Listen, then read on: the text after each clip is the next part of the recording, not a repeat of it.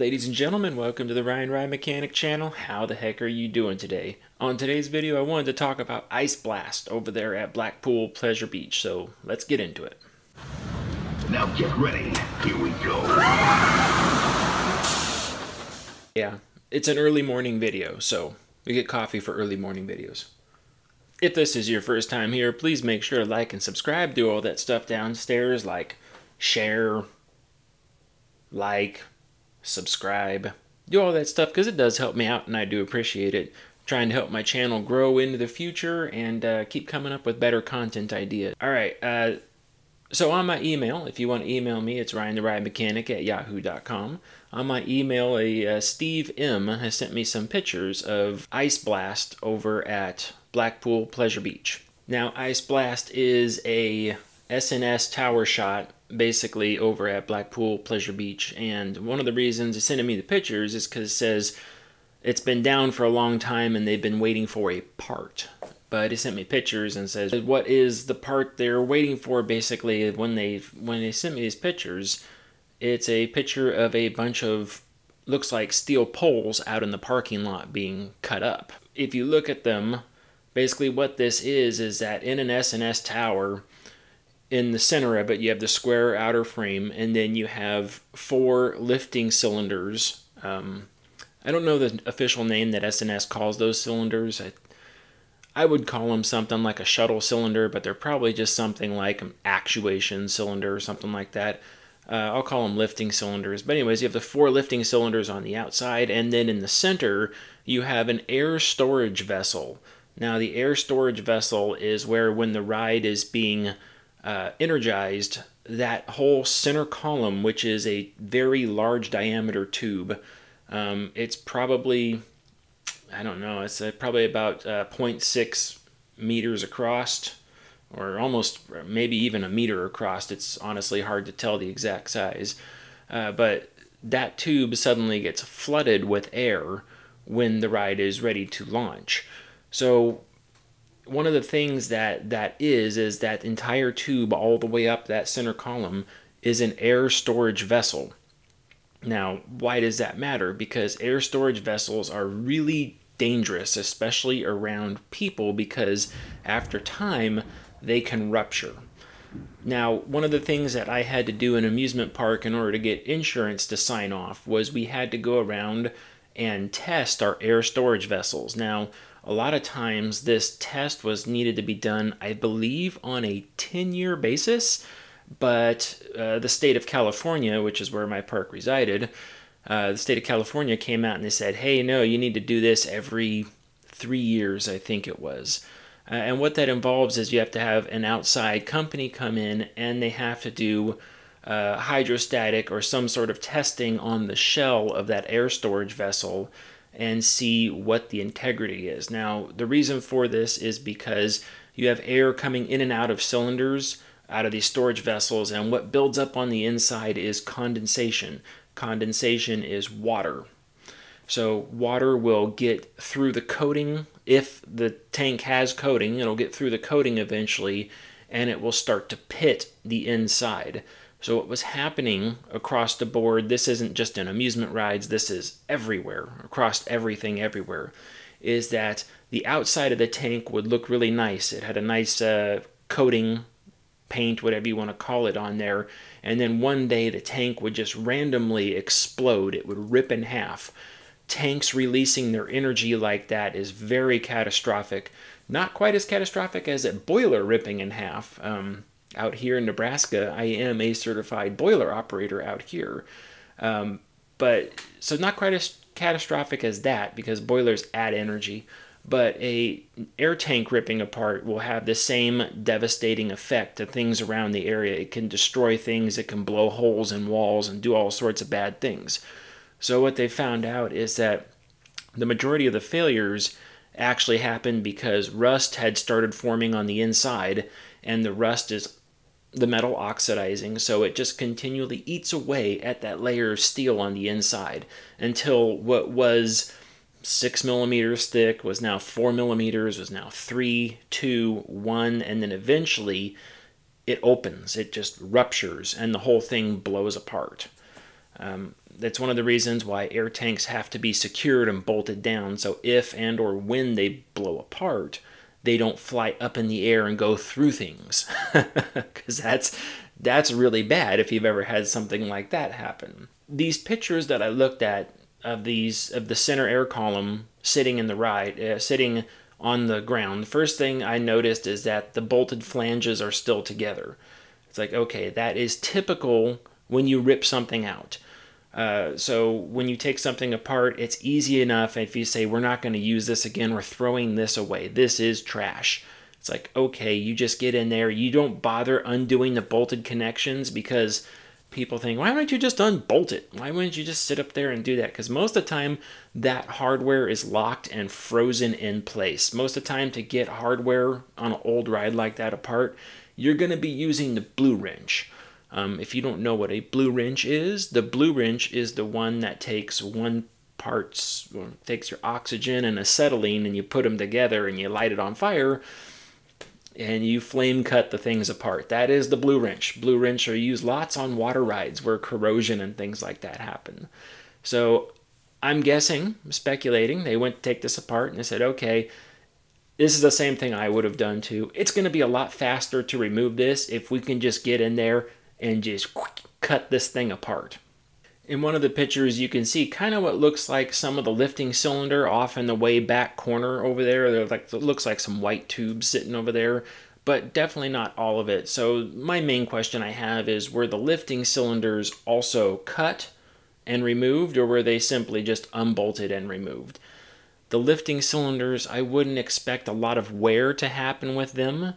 But it could be one of those things, if they're doing all the work to the center, it might be just as easy to redo everything. So the question is like, is this a refurbishment? Is this a dismantling? What's going on here? I took a look at the ride, and I took a look at some other channels and got some opinions of people that have been there recently looking at things. And I've heard talk with other members that work at the park that they confirm that this is just a refurbishment. Okay, so now I snap back into this video. So what they're basically going to do is they're leaving the tower structure in place, because there's nothing wrong with that, and they're replacing the guts on the inside. They're replacing the big air cylinder in there. Back to the beginning of the video, I think the reason for this is because they came out and did hydrostatic testing or something at one point, and they found weak spots in there. Now, the only thing you can do with a weak spot on an air cylinder is to replace it, or an air tube, whatever you want to call it, would be to replace it. Now, I don't think S&S is going to sanction a section of the ride being replaced like that. Like, oh yeah, just undo the bottom bolted end and we'll ship you another one. Because pressure vessels have an ASME rating on them. They've got a tag on the side, sometimes called for boilers, it's a boilerplate tag, but they've got a tag on the side that's welded to the thing, and it says that this vessel has been rated for this much pressure and it's safe to operate.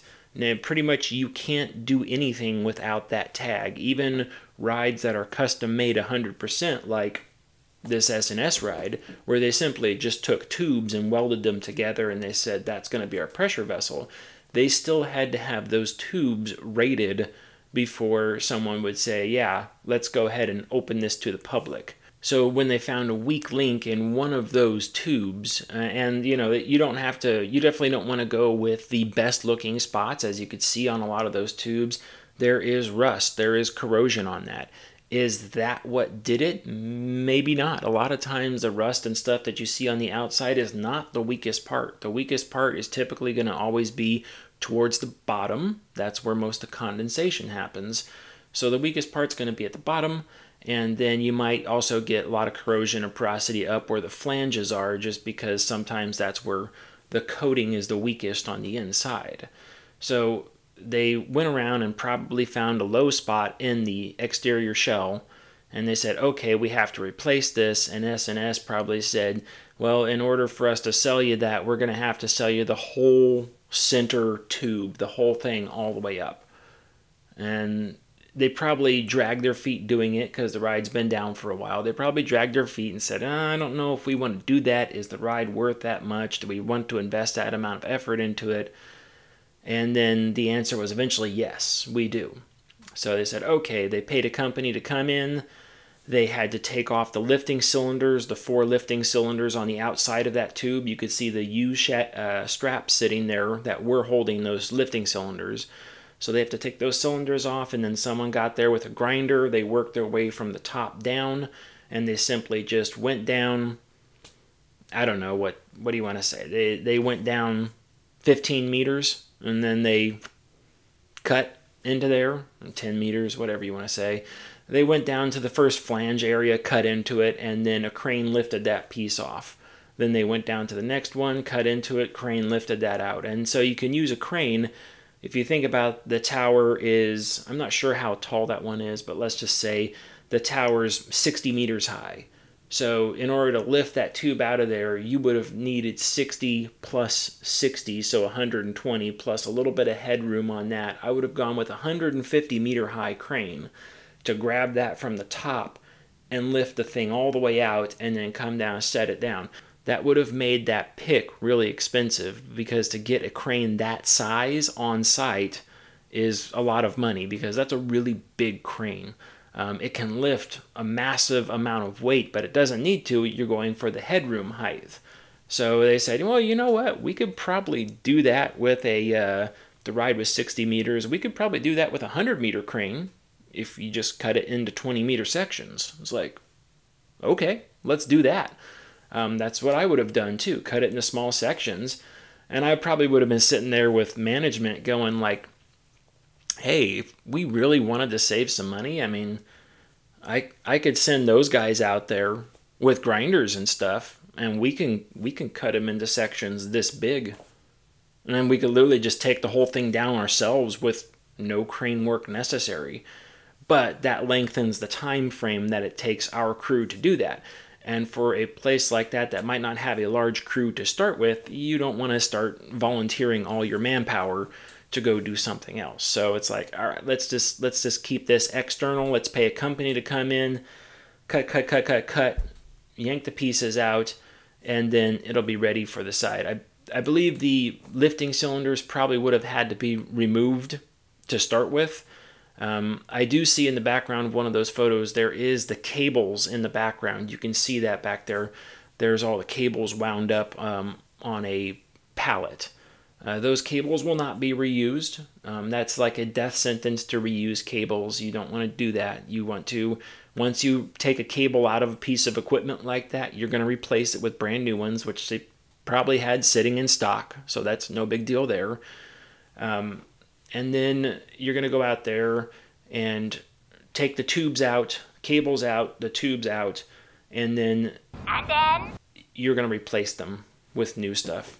So when the new cylinder comes in, when the new setup comes in, they're probably going to take the new air cylinder, air storage compartment, and put it in place, and then put the rest of them in there, and then start feeding those lifting tubes back in. And I would say they only do that apart from each other like that because they're probably going to want to get in there and bolt it together with nothing around.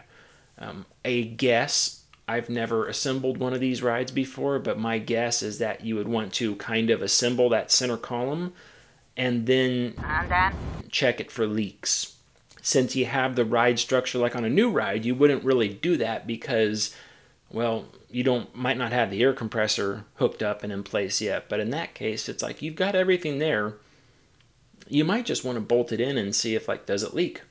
By that, I mean around the flanges. You know, is there air pressure coming from the flanges? That might be really easy to simply just get up there and tweak a little bit and adjust the clamping force or maybe loosen it and reset it and fix that leak, rather than like put everything all across and build it 100%, and then if it has a leak, it might take 10 times the time to go in there and do that. But I can't imagine that if I was buying that whole new center column for that ride, I can't imagine that I wouldn't also buy the new lifting cylinders for the outside, since they are just tubes. welded, but they are just tubes on the outside with a piston running up and down the center. And then the big one for that, and I've heard this a lot in a couple of these videos I've watched from other channels over there in the UK. I've heard this a lot, that the thing doesn't seem to have as much power as it used to.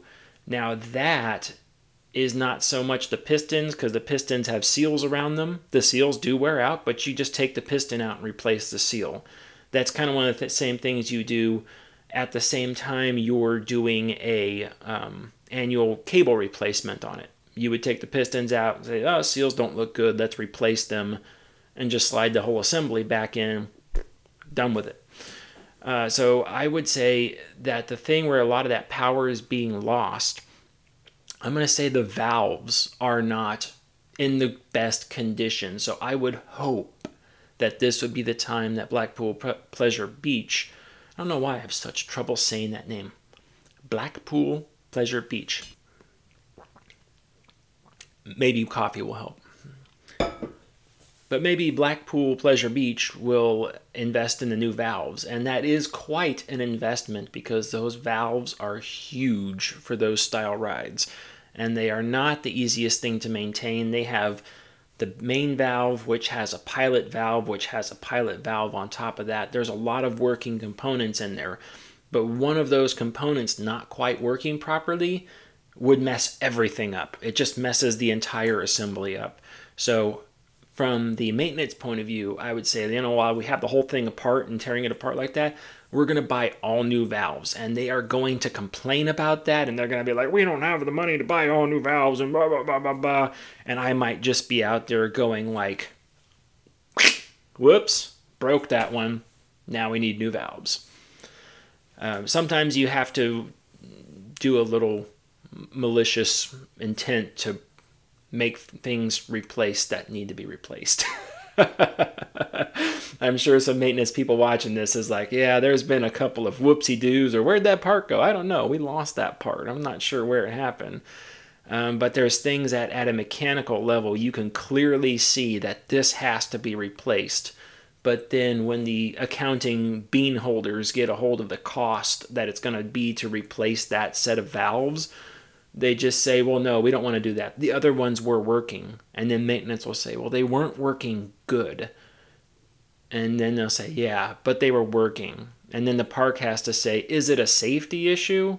If it's not a safety issue, we're probably not going to replace it. And that's when things get lost or accidentally broken on removal for some reason. How'd they break that? It's like, I don't know, but it's broken now. We're going to need some new ones. So it looks like they're on schedule to, I don't think these things would be fabricated anywhere locally, even though places could easily weld certified pipe together and do that close to them, I'm sure. But for the rating and having, 16 people around a loaded pressure vessel all at the same time, and then have to have the amusement park insurance company sign off on it, I can almost guarantee you this is going to be S&S fabricating this. They might have some new tubes being made, some new lifting cylinder tubes. They might have some new valves, probably all thrown into a Connex, a big steel shipping container. Probably have one of those containers with all the parts needed on the inside being shipped over to the UK. And probably the reason why they're tearing it out is because that container is probably on its way. And they might be trying to execute that before the bad weather sets in. It starts getting really crummy out there, just to save cost. Because you can do stuff in bad weather, it just takes a lot longer, and you run into other problems that they might not want. So trying to get it done before the weather sets in, probably what they're after. So looks like a cool refurbishment project. I hope they can get that going. Looks like it was just, my guess was, that center cylinder finally went below its minimum dimension, and that was either, for depending on the park, it's either a death sentence for the ride, or it's time to invest in new components on the inside, which is what they did, which is awesome, because they can do all sorts of stuff now with it. The ride will go right back to the way it should be, and probably S&S will be there on site to help make sure that it is performing properly after all the whole guts of the center was replaced on the thing. So it'll go right back to the way it was supposed to be, or they could retrofit it with something else as well. I know S&S offers different options for the seat mounting configuration on the outside, so they might choose to do something like that. Those frames on the outside aren't the most robust things. I don't mean that in a bad safety way, but I just mean it's probably not much money to replace the vehicles on the vehicle on the outside either. The cab, trolley, gondola, whatever you want to call it. It's probably not much more just to do that as well. And then you're talking all new restraint components, new electrical, new all that stuff, which they can retrofit into old systems. But I'm sure, see, this is where parks get into a lot of trouble with this, because they say, oh, we got to redo the whole center column. And then they go, well, if we're redoing all that, what about getting a new vehicle for the outside? Well, that adds another, X amount of price to it. We could kind of do that. We might be able to swing it that way. We're not quite sure. And then S&S will stand there. Well, if you're getting new guts and a new vehicle, then you might as well get the upgraded control system that's going to go with that. And then that makes the price bigger. So that tends to cascade the price up and up and up until the park is like, never mind, we don't want to do any of that now. And then you go all the way back to the beginning, and it's either, are we going to rip the ride out completely and throw it away, or are we just going to replace the guts and leave everything else the way it was? Which, honestly, there's nothing wrong with leaving everything else the way it was and just getting yourself a perfectly nice, healthy ride back up and running that the guests clearly come in and enjoy. I mean, there's always a line for a tower shot everywhere I've gone. Let me know what you think about the video. Let me know if you have topics in the future you want to see. You can always email me again, RyanTheRideMechanic@yahoo.com. Make sure you like and subscribe, do all that stuff downstairs, and stay off the air gates. Bye.